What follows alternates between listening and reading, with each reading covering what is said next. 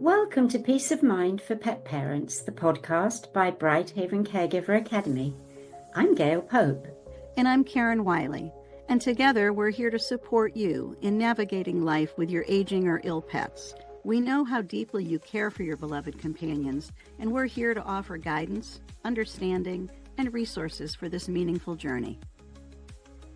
Each episode, we'll explore topics that address the daily challenges, emotional realities, and choices you face as a pet parent, helping you and your pets find peace, comfort, and joy. Whether it's making sense of a new diagnosis, adjusting to changing needs, or simply seeking a place to feel understood, you're not alone. Thank you for being here with us. Hello and welcome to Peace of Mind for Pet Parents. I'm Karen Wylie, here as usual with Gail Pope. And in our last conversation, we were taking a look at life-changing diagnoses for you and your pet. And we tend to view them in three categories of chronic diagnoses, difficult to manage diagnoses, and certainly terminal diagnoses, because illnesses and conditions that fall into each one of those have different impacts on each of us as a caregiver and on our pets. And so today we're going to be focusing on chronic diagnoses, followed next week and the week after with difficult to manage and terminal conditions. And Gail, maybe starting out, we should talk about some of the types of conditions and illnesses, diseases that fall in the category of chronic diagnoses. Which ones would you pull out? I think actually before that, something that actually just occurred to me, and probably a lot because of my advanced age, is that I think the term chronic illness is actually new still to some people, in some cultures particularly, because I grew up and into an adult world where there wasn't an internet. We couldn't ask Google, what's this and how do I manage it? We didn't have all that technology. So I think for a pet parent, when there was something out of balance with their animal, their lifeline was their veterinarian. And the veterinarian didn't talk, or he may have said, there's something wrong with the kidneys, and this isn't an acute thing, it's more chronic. So the words may have been used, but I don't think I ever really thought about something that was a chronic condition rather than the different things that I had experienced gradually as BrightHaven started to grow. I had experience with all these things, and I worked for a vet, so I started to become more familiar with the technology. But I don't necessarily think people are aware of how many differences there are in the kind of illness and how you deal with it. But yes, that wasn't really answering your question, but without doubt, kidney disease. Well, maybe the first question then is, what is a chronic condition?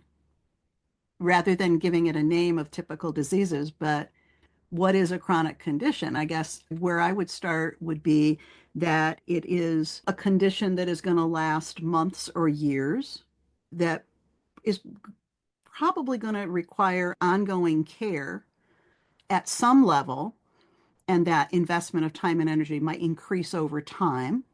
The condition may not just stay the way it is when the diagnosis first takes place, but it could get more serious. It could have different ramifications. And that usually, I think, when we're focusing on a chronic condition, we're not thinking of a cure for it. We're thinking of stabilizing it, maintaining it. If something's labeled something chronic, that we're not expecting it to necessarily go away completely, but that we want to figure out how to manage it better. Or yeah, you're making me think about that, because that's a really good point. I hadn't thought, because over the years, I guess I've learned to focus on healing for the highest good, and that kind of fits with the chronic word. It is just dealing with something and offering healing for the highest good of the being. So I think it's interesting to look at the actual word chronic as we're doing. I've never done that before. It stops me in my tracks a little bit. That was the thing is over our last 18 months is we've been developing BCA and our frameworks and our approach to everything. We do know that our lives are so dramatically affected by what goes on with our pets. We love them, they're members of our family, and we're responsible for them. And so when we get any kind of diagnosis, it's going to change our life in some way. We're going to have to monitor differently. We may have to feed differently. There may be a pill involved, or there's going to be something different that we Yes. have to do. And whether it's, again, the chronic, the difficult to manage, or the terminal, and there's maybe in another year or two, we'll be slicing those up in Even 27 different ways. But right now, those are the kind of the three buckets we've got to try to identify what a caregiver, a pet parent can do in approaching these kind of diagnoses and how it affects them. I think certainly one of the things is over the years, when I'd get a diagnosis of stage 1 kidney disease, it's yes. good to know about because you can make sure their hydration is really good and maybe you up the wet food, minimize the dry food, consider fresh food. You can start looking at different things. Maybe you need to give a pill, but you don't emotionally begin panicking because you think your animal is dying. Whereas I think with the other diagnoses, each of us, because we love them so much, that's when the fear creeps in and can block us from learning what we can do differently to support them. You can get a diagnosis on a difficult to manage diagnosis and certainly the terminal, and you can spend your whole weekend on Google thinking you're going to get a DVM degree in a weekend. If you're going to figure it out, how to save your baby. I don't think with a chronic disease I don't go there with those diagnoses. Okay, I'll shush. I, I still think, though, that the word cure, the word fear, and the word death still come in for a lot of people because if they don't know the nature of that illness, they're told he has stage X, 1 kidneys. hypothyroid.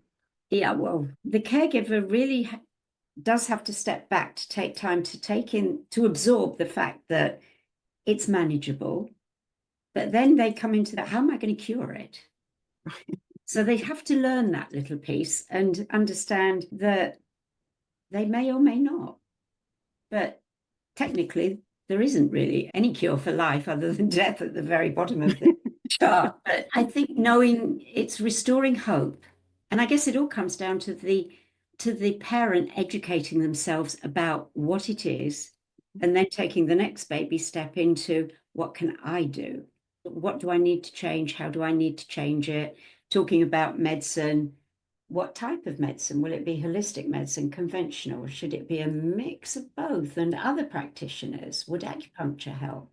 So I think that period of time as to next steps is going to be a huge one. Once they've got over he's got diabetes, for instance, or whatever it is, that there's that huge learning period that comes about what it is and what that means. And at the bottom of that little thought is, how long can he live with it?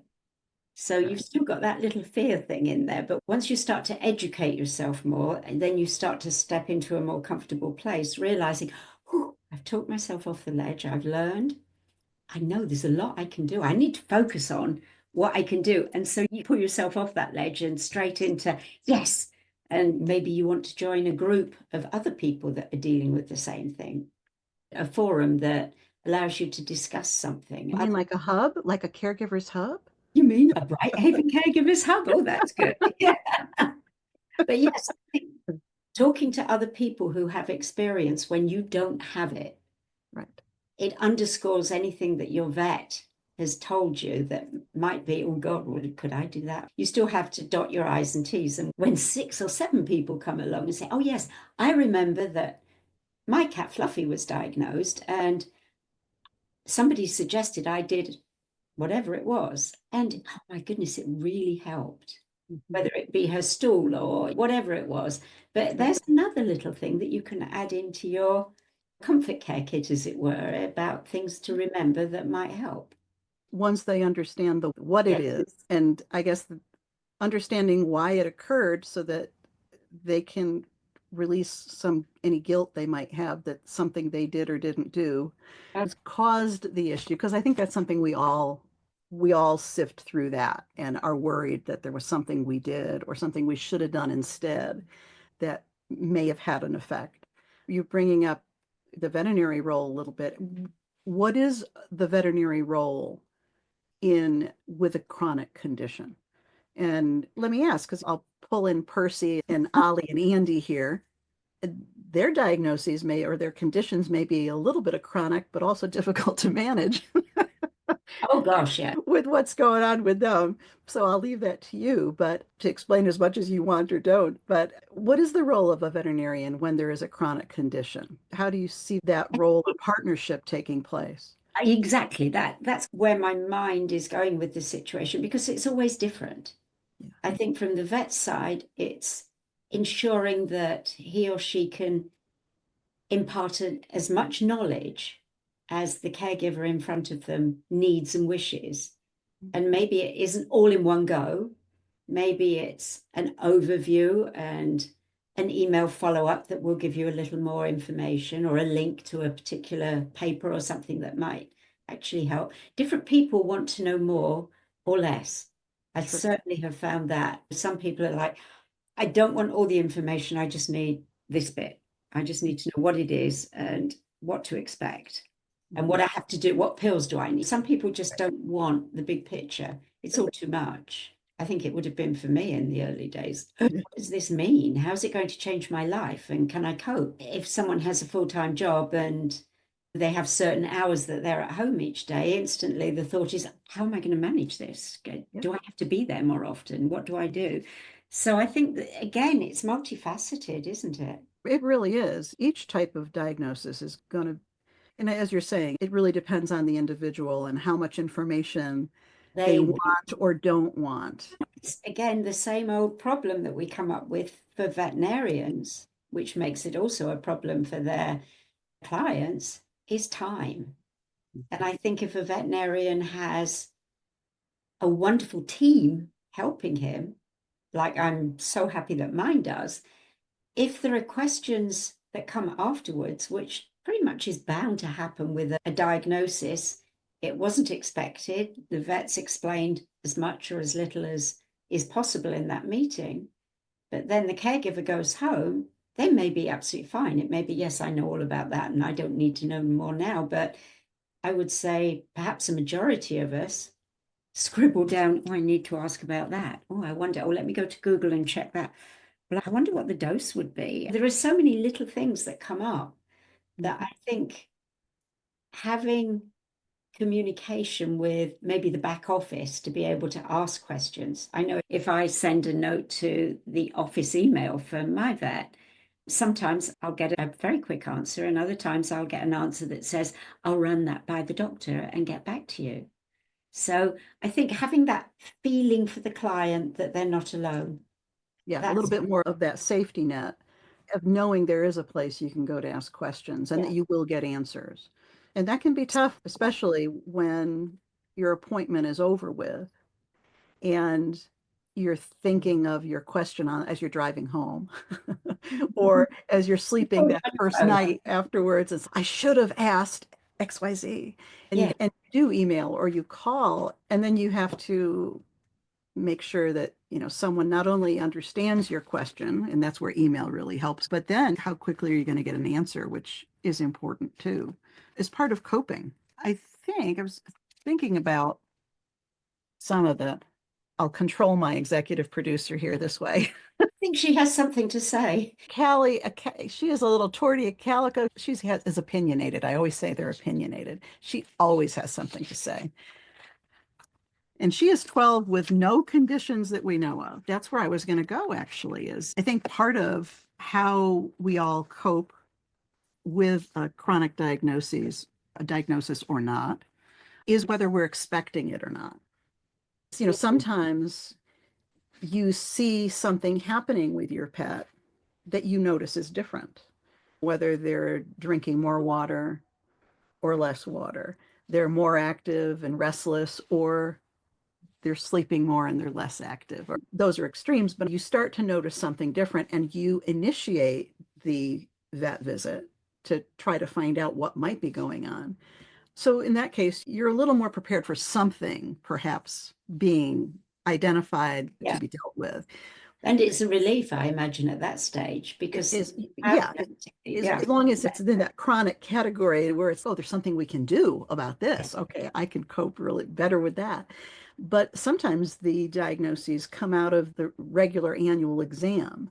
And, you can get so used to doing that on an annual basis and everything's always fine. You're going through a ritual, whether it's vaccinations, if you're with a conventional vet, 1 or 3 year rabies shots is required by law in wherever you live. It's like you get into a routine of doing certain things, and that doesn't mean that when they do some kind of basic lab work and you get feedback that there's actually something identifiably wrong, that something that needs to be dealt with, that can be a big shock to you. The rug can be pulled out from under you, even with a chronic condition, I think. definitely. I'm just thinking that a lot of the consultation work I do, really, people have gone to the vet with no knowledge of anything being wrong, and they're in shock. And they're doing one of the things that I think that is really important, and it really stems from talking to your veterinarian as well, is reaching out for help, for support as much as help. Talk to your friends, talk to your family, just feel you've got loving support around you while you're gathering your way forward together in your mind. How do I cope? What am I going to do? Because I think when we all have a problem of any kind, once we actually have a plan, it's, yeah, I got this, I can do it. But until then, you do need support. It's like you need some other brains to come along and just help you stay calm and give you ideas, and let's put it together. Yes. And like you were saying earlier, sometimes that's going to come from people who have more experience in that particular Yes, condition, and they can be sharing what worked or what didn't and their various advice. Sometimes it's information that's printed or on screen or provided by your vet as you try to do something with that. Generally, if a chronic condition is identified, there's usually something you can do about it. I was thinking about how some of the chronic conditions require new skills. Diabetes, for example, in terms of learning what the disease is and how to manage it day to day. It's going to involve not only injecting insulin and learning how to just even handle an insulin syringe, but it's also going to involve the monitoring, which used to involve pricking the paw pads and the inner ear. These days, with all the advancements there are for people, I imagine there are some that have also been adopted for pets. But that's a disease that obviously there are skills to be developed. Now, if I can bring Percy up, for example, when you adopted Percy, you understood that he was not able to express urine from his own bladder, that instead he needed a caregiver to physically express it for him. and his stool too. So that would be way down the list of the most difficult to manage chronic diseases, diagnoses. Percy, as I understand it, had an argument with a car when he was young, and he suffered spinal damage. Now, here he is at 15 plus, and his gait is fine. He can jump. He has to be careful of the jump that he can do, but the framework for his body works fairly well. He has the benefit of chiropractic care and laser therapy every couple of weeks, and that really helps him. Yeah. And he does much better in the sunshine than in the winter. But I was very lucky because of the work with BrightHaven that I had expressed several bladders in the past and been very aware and very used to how to do it. However, when I first adopted Percy, all I can say is it's always different. Every animal and human's bladder sits differently. Some have a little feeling, some don't.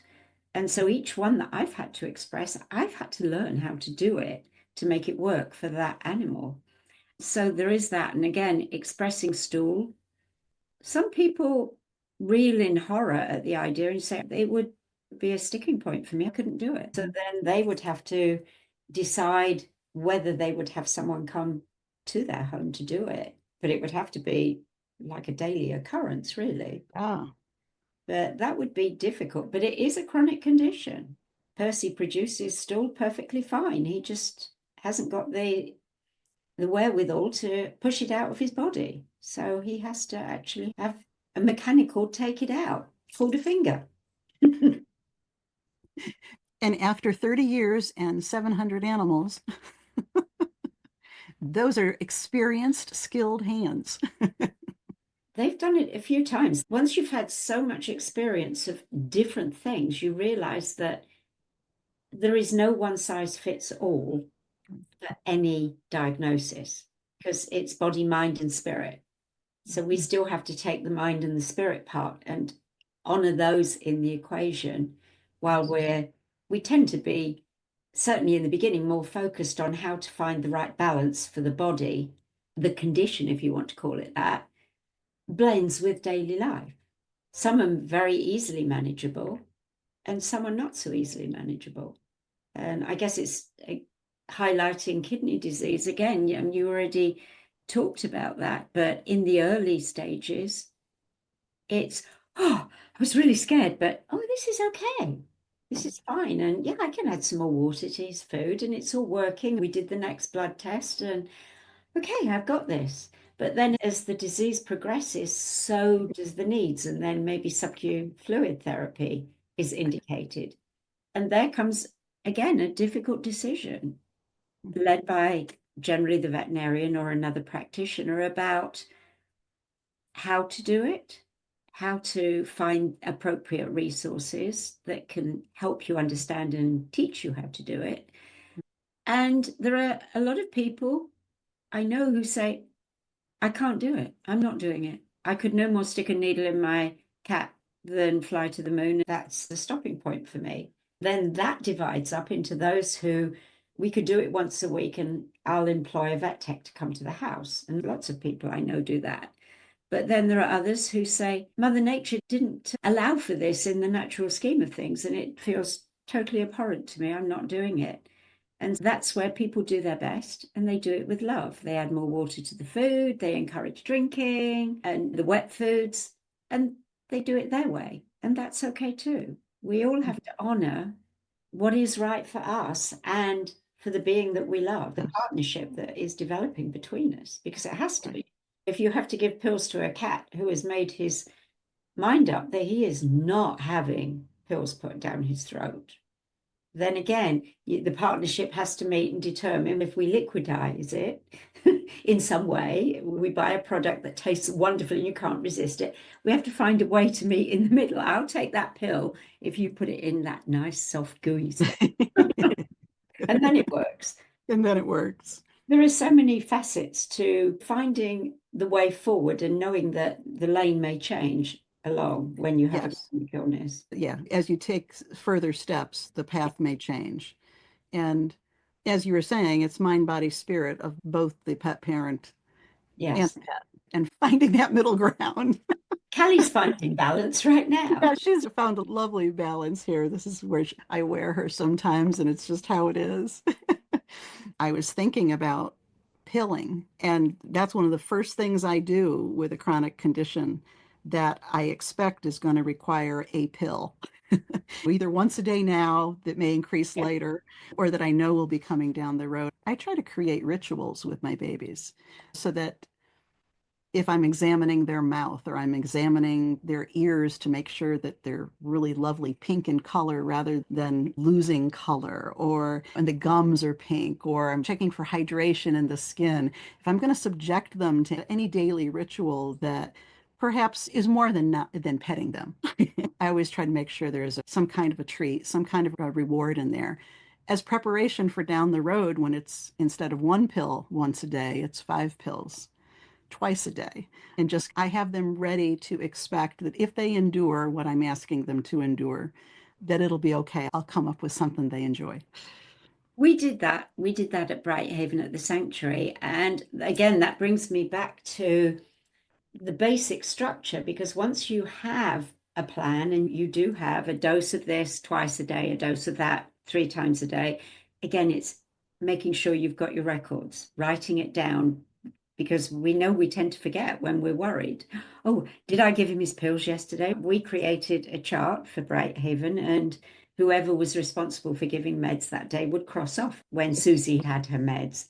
But what we went further with, because obviously we had more cats than we had other animals, and cats were the most difficult, we gradually developed our daily mix, which was a mix of probiotics, enzymes, colostrum particularly. One of the keys was we discovered early on that cats in general, not all, love colostrum. And so each animal would have a list of what pills or whatever they had to take. But then we always had our enzymes, probiotics, and colostrum mix in powder. We used to combine them in a big jar so that everybody had their little plate, and everyone's plate got a spoon of this delightful mix. Then we would use the powder from the pills or grind the pills or whatever for everybody. And then the whole thing would be mixed up.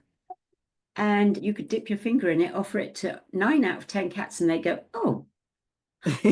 I've got a lovely picture somewhere of 3 little dogs. Blanca, who was our vet tech, was standing in the clinic making mixes, and the 3 dogs all sat in front of her like, oh, we're going to get ours soon. It's a long way for me to agree with you that making it taste good, that really is, the sky's the limit.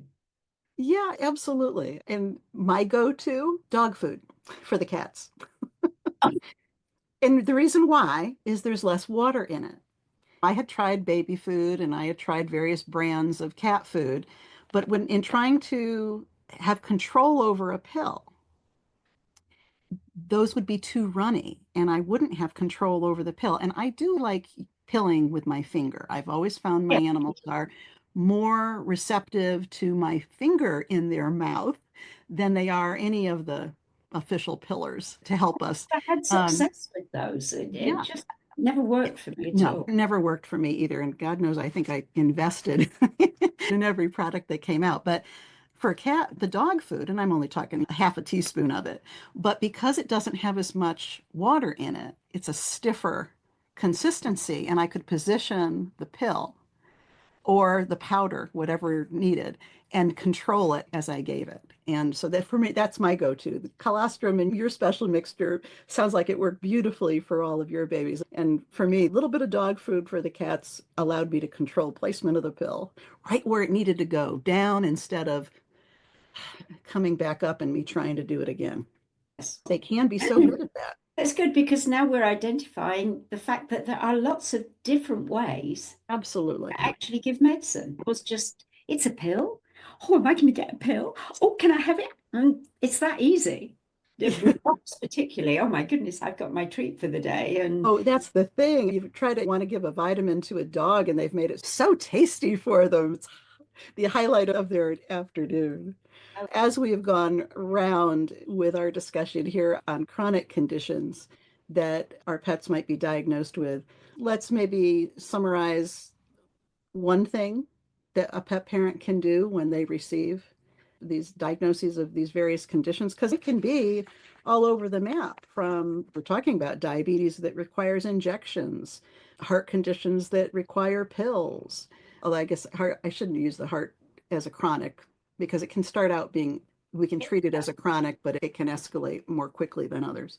But hypothyroidism, arthritis, there are just so many of them that start out as something we can do something about. And I guess for me, that's what I would like to end on, is that there are so often so many different things that we can do that we can feel good about doing and have some peace of mind that we're doing the best we can with love, as you always tell us.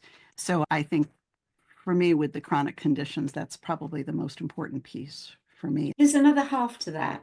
And that's something that we talk about in everything we do.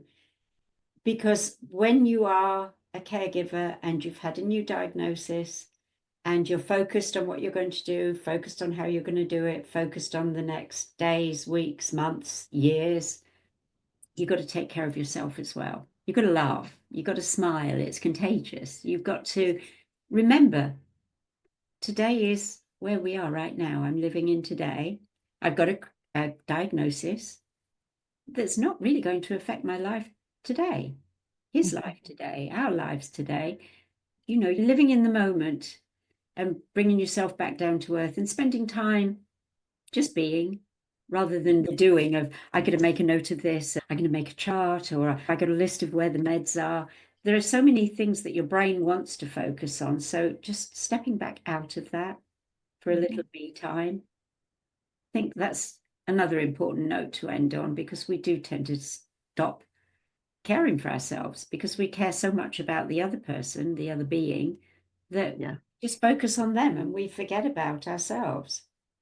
I think that's a really critical point, because especially with a chronic condition, it's going to be a marathon and not a sprint. You have to pace yourself a little differently and pace things for your pet as well. Self-care is certainly part of that equation, or you're not going to make it too far down the road together. Or you'll be a nervous wreck. Yeah, nervous wreck. And with that, let's call a close to this conversation today. When we are back with you again next week, we will take a look at some of the difficult to manage conditions and how that affects our lives as caregivers, and in all aspects, as Gail is saying, the self-care component of what we need to do for ourselves as well as what we do for our pets. So we thank you for being with us today, and we will see you next time. Bye-bye. Absolutely. Bye-bye, everybody. Thank you for joining us on Peace of Mind for Pet Parents. We hope today's episode has offered you support and insight as you care for your aging or ill pets. Remember, it's not just about the end, it's about living well at every stage of life. To continue your journey with us, explore more resources at BrightHaven Caregiver Academy's website, brightpathforpets.com, where you'll find guides, assessments, and a caring community of pet parents like you.